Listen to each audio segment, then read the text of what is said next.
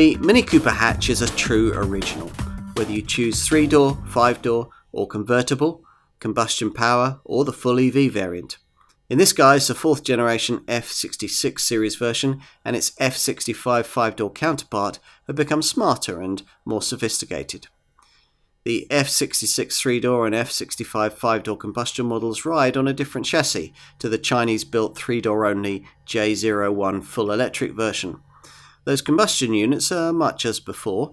The 1.5-litre 3-cylinder turbo powertrain of the Cooper now puts out 230 Newton meters of torque and 154 horsepower, that's 20 more than before, enough to bring the 0 to 62 mile an hour sprint time below 8 seconds. It's now 7.7 seconds.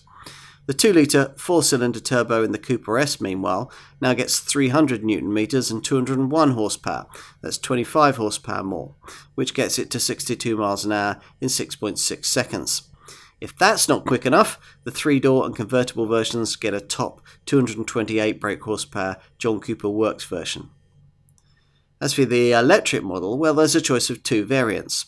Either a 40.7 kWh unit for the base Cooper Electric E, which powers a 182 horsepower motor and provides for a range of up to 190 miles, or a 54.2 kWh battery for the top Cooper Electric SE, which powers a 215 horsepower motor and provides for a range of up to 250 miles, a previously unheard of figure for an electric Mini.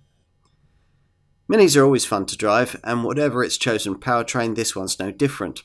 The brand has introduced 7 so-called Mini Experience modes: Core, Green, Go-Kart, Personal, Vibrant, Timeless and Balance. As the name suggests, these do a lot more than just affect steering feel and throttle response, altering cabin colours and graphics. What you can't have in the combustion version of this generation Mini, rather sadly, is a manual gearbox. The previously optional Steptronic 7-speed auto is now non-negotiable and can be had in sharper responding sport form, complete with paddles on the steering wheel if you specify sport trim. It works via a gear selector relocated from the centre console to a panel below the centre screen.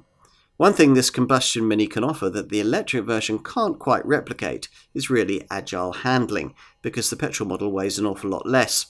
Both petrol Coopers tip the scales at not much more than 1.2 tonnes.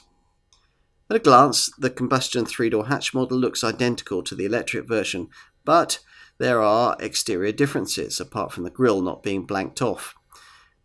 These include black plastic cladding along the flanks and a clamshell bonnet line.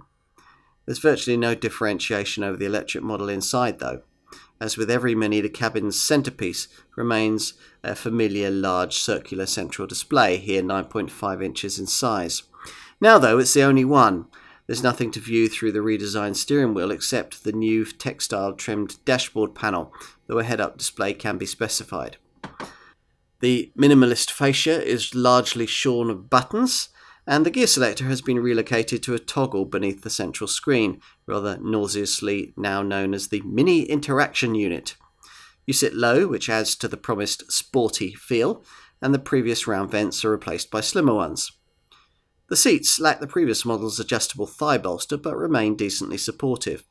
With the 3-door model, you won't be expecting much in terms of rear seat space, and you shouldn't. The rear pews are still very much for small children only. Regardless of powertrain, boot space in the 3-door is pretty much the same as before, and still tiny, rated at 210 litres. It's 275 litres with the 5-door, and between 160 and 215 litres in the convertible, depending on whether the roof is down or up.